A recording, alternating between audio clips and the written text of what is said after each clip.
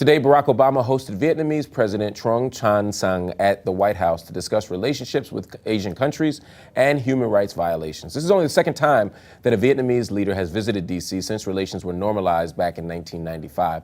Joining us now to discuss this historic event is Duy Hung. He's a spokesperson for the Viet Thanh, that's the Vietnamese pro-democracy party. Welcome, sir. Talk to me about why this is such a historic event.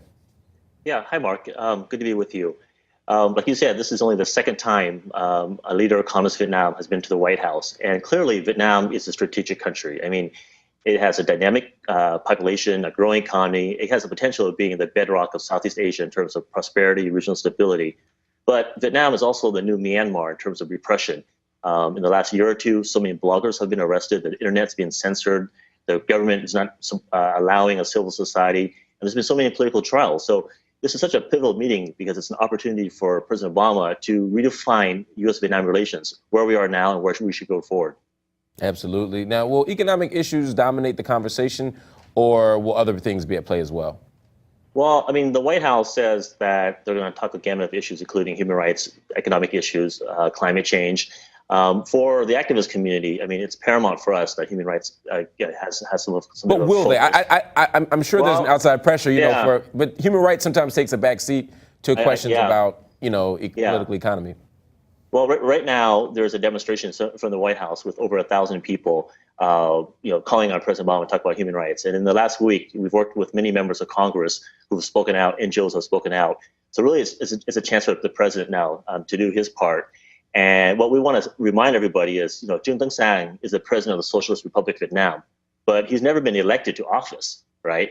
So it may be necessary for President Obama to meet with an autocrat for the short term, but in the long term, he should think about this relationship as being between the U.S. and the Vietnamese people. And that's the message we want to deliver. Absolutely. Talk to me about leverage, though, because one of the things that is a challenge when you're trying to push to change human rights relationships, when you're trying to impose other types of change in a country, is you impose economic sanctions, or you have some kind of strategic military position that you can use. How does the U.S. assert leverage over Vietnam? Sure. Yeah, well, I mean, I wouldn't go by saying impose. I mean, I think the changes that we want to see in Vietnam, democratic change, political openness, that's what the people in Vietnam are asking for. That's what the bloggers are writing about. So this is an opportunity for President Obama to stand with the Vietnamese people. And the leverage that the U.S. has is the Vietnamese economy is struggling. And the Vietnamese government needs a trade agreement with the U.S. So that's a huge carrot that the U.S. can provide. In addition, there's issues of regional stability, how to handle the China problem, the South China Sea. And the difficulty there is the Vietnamese authorities are arresting Vietnamese citizens, students, bloggers who want to have a debate about the security challenges facing Vietnam. So what I think President Obama should tell the Hanoi leader is that, look, if you want to talk about security, you should let your people talk about security as well. Wow. And are you optimistic that will come out of this meeting, that there will be any kind of substantive action plans that are then put into place with regard to human rights?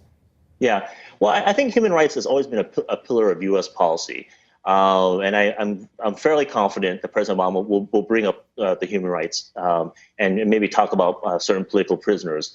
But what we want to see is for human rights to really be at the forefront and for it to be sustained. And this trip this week is an opportunity, and this is something we'll keep on doing through advocacy and working with the administration and other stakeholders. Absolutely. Well, we'll keep watching this, and we'll be sure to have you back to tell us more about what's going on there. Duy, thank you so much for spending some time with us. Great. Thank you. All right. Stay with us. Up next, much more with HuffPost Live.